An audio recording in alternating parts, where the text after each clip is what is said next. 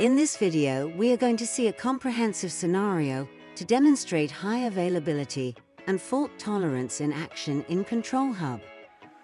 Imagine that you are responsible for mission-critical, real-time pipelines that monitor financial transaction data from all over the world for fraudulent activity. This pipeline can alert banks, financial institutions, and law enforcement officials of potential crimes. Your pipeline setup includes numerous jobs for data collector pipelines that run across several engines. And you just learned that a major storm is coming that will likely cut power to the region where your main data center is located at some time during the night. You'll need to make sure those pipelines are fault tolerant so they can be available for your business's real-time data needs. Back in Control Hub, let's check on your jobs. You can see all 8 of our real-time monitoring jobs are running, and all 8 have 2 labels, prod, and real-time transactions. When we go look at our engines, you can see that these jobs are running on 2 engines. Both engines have the Pacific Data Center and the real-time transactions labels, because these particular data centers are located in the Pacific Islands. We are going to add that label to another engine as we prepare to make these pipelines highly available and fault-tolerant.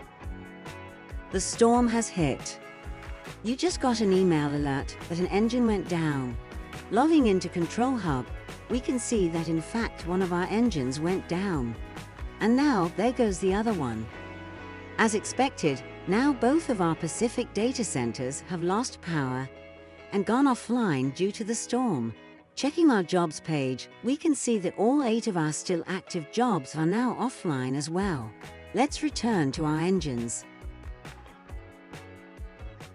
After several minutes, we can see that 4 of our jobs have automatically started on a new engine. It's the same engine that we added the real-time transactions label to, and it now has the same labels as our jobs. After a few more minutes, we can see that the other 4 jobs have also started on this engine. Let's return to our job instances page. Here we see all 8 jobs are active and running. However, they are all running on the same data collector. We need to configure another engine to make sure we have sufficient resource distribution. So we're going to add a new label to an open engine.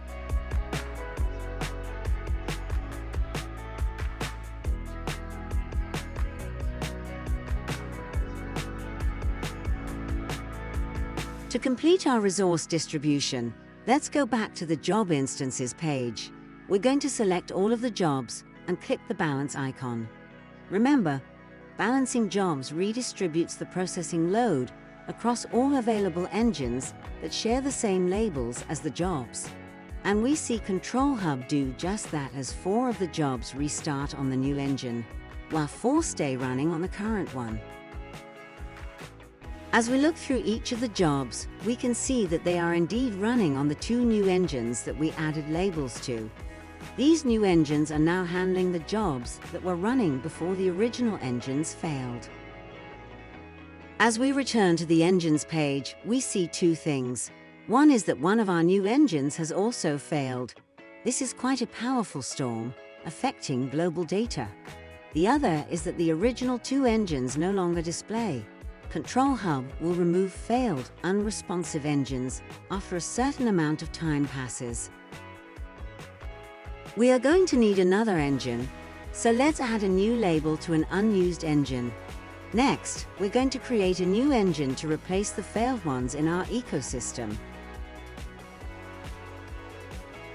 Instead of balancing our job load from the Job Instances page, this time we're going to do it directly from the Engines page.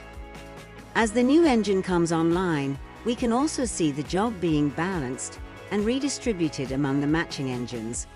We are going to add our necessary labels to another engine and wait for the jobs to restart.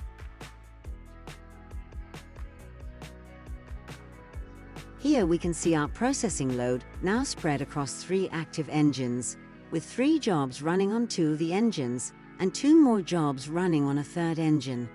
And finally, returning to the Job Instances page, we can see all 8 of our jobs are active and running.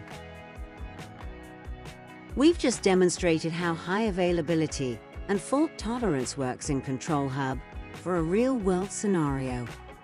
We saw failover automatically occur in real time, and we responded by adjusting labels, balancing jobs, and creating additional engines as needed.